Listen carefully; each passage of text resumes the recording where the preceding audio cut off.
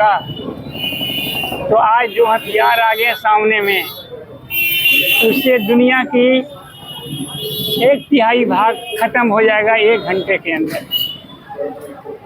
आप लोग भी समझिए इस बात को, पढ़े लिखे लोग हैं, कि पहले का जो वार होता था ज़्यादा से ज़्यादा राइफल बंदूक से होता था, लाठी से होता था, भाला से होता था। आज है, अभी 4 दिन पहले की बात मैं बता रहा हूँ कि गाजा में और फिलिस्तीन में इजराइल ने एक ऐसा बम फेंका जिसको हाइड्रोलिक एसिड में भरा हुआ रहता है, और वो रात में इतनी चमचमाता है कि अगर आँख में पड़ गया तो आँख गायब हो जाएगा आपका, चेहरा में पड़ेगा तो चेहरा उजला हो जाएगा आपका, अगर माथा पर पड़ा तो बाल उड़ जाएगा आपका, और ज़िंदगी भर के लिए बर्बाद हो जाइएगा, अपंग हो जाइएगा और बीमारी से ग्रस्त हो जाइएगा। तो ये युद्ध में ज़्यादा खतरा इंसान को होता है जिसको कोई मतलब नहीं, रोटी से मतलब है। और दूसरा नुकसान हमारे बच्चों को होता है, हमारे पढ़े लिखे विद्यार्थियों को होता है, माता बहनों को होता है, वो भागेंगे कहाँ। इसीलिए मैं एक उदाहरण सिर्फ देना चाहता हूँ कि क्या बात है कि प्रथम विश्व युद्ध यहाँ जो हुआ था, तो विश्व युद्ध नहीं होता, प्रथम युद्ध जो हुआ यहाँ, वो पहले अंतर्राष्ट्रीय युद्ध उसको कहते हैं, और वो हुआ 1914 में। 19 तक चला युद्ध बेवा, सारे जगह उसके अंदर जो 2 भाग में देश बंट गया था। कितने लोग मारे गए? तो प्रथम विश्व युद्ध में 8,86,000 लोग कत्लेआम हो गए, मारे गए। उस समय ये सब हथियार तैयार नहीं हुआ था, अणु बम नहीं बना था, ये हाइड्रोलिक बम और नहीं बना था, ऐसे जो केमिकल बम बनाए जा रहे हैं वो सब नहीं बना था, तो भी उतना लोग मारे गए। 5 बरस के बाद वो युद्ध समाप्त हुआ।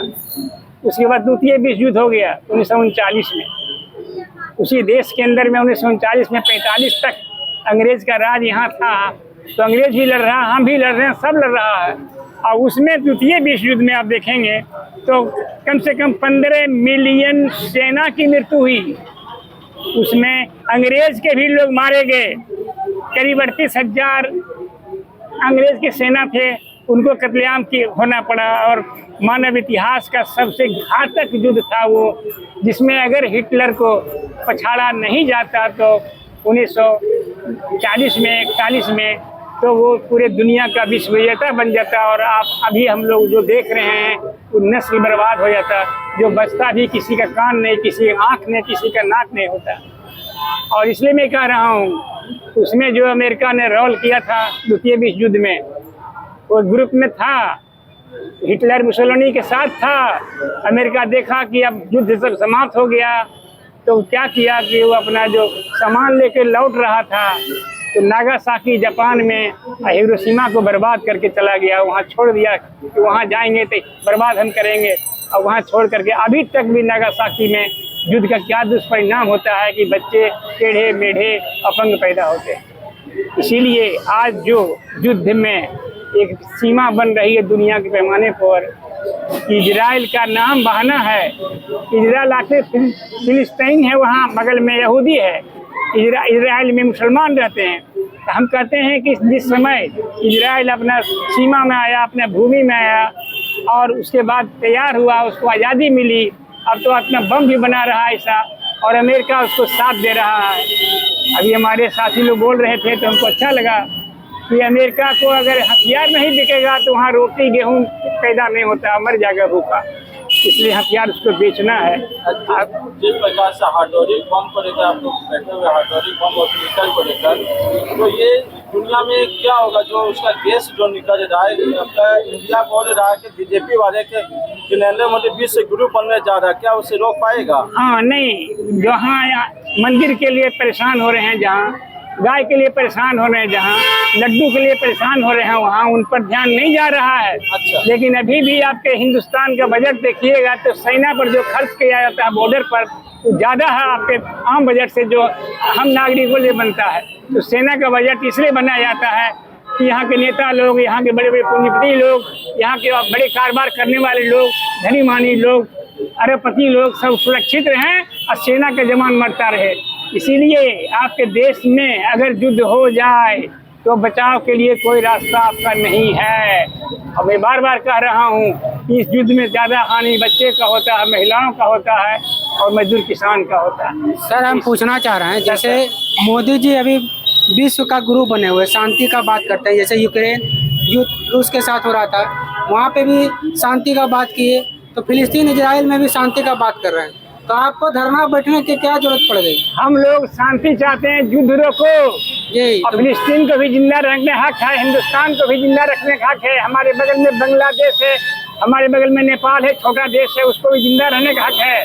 युद्ध जरूरी नहीं है, समाधान जरूरी है। शांति रहेगा तो हमारे यहाँ का कारखाना लगा हुआ विकास करेगा, नहीं तो मोदी जी विश्व गुरु बनते रहें, रामायण में महाभारत पढ़ते रहें, लेकिन कहीं भी किसी माने में इनको हथियार चलाने का ताकत नहीं रहेगा। हमारा देश गुलाम हो जाएगा, बर्बाद हो जाएगा। ऐसा नहीं लग रहा कि जब से जो बाइडेन राष्ट्रपति बने अमेरिका के, तब से पूरा विश्व में तबाही मचा हुआ है? एक बात सही है आपने बताया। बोलिए, जहाँ मोदी जी विश्व गुरु बने बैठे हैं, आप काहे धरना पर बैठे हैं फिलिस्तीन के लिए? आज संपूर्ण देश के सभी जिला मुख्यालयों पर जी फिलिस्तीन एकजुटता को लेकर के आज हिंदुस्तान के तमाम वामपंथी दलों की ओर से, तमाम न्याय पसंद लोगों की ओर से ये शांति को लेकर के एक धरना प्रदर्शन किया जा रहा है। हमें मांग है कि जो फिलिस्तीन के ऊपर और दुनिया के नक्शे से फिलिस्तीन को मिटा देने की जो मंशा से इजराइल के द्वारा जो बमबारी किया जा रहा है, जो वहां पर हमलाएं किया जा रहा है, और साम्राज्यवाद के सबसे बड़े घोतक अमेरिका के द्वारा इजराइल को समर्थन दिया गया है, और इजराइल के द्वारा फिलिस्तीन पर हमला करके दुनिया के नक्शे से फिलिस्तीन को मिटा देने के उद्देश्य से और वहां के बेगुनाहों की जो हत्याएं हो रही है, उसके खिलाफ आज हम लोग का 1 दिवसीय धरना है। इस धरना के माध्यम से देश के प्रधानमंत्री से कहना चाहता हूं कि हिंदुस्तान हमेशा से शांति का संदेश लेकर दुनिया को दिशा दिया है, और आज हम देख रहे हैं कि जब दुनिया में युद्ध की विभीषिका है, युद्ध के ध्वंस को झेल रहा है, और तब मोदी जी शांति मौन धारण करके बैठे हुए हैं। हम इसके माध्यम से यहाँ की सरकार से कहना चाहता हूँ कि आप इजराइल के हमले को विरोध करें, तत्काल उसको रोक लगाने का अपील करें, और फिलिस्तीन की एकजुटता के समर्थन में खड़ा हो।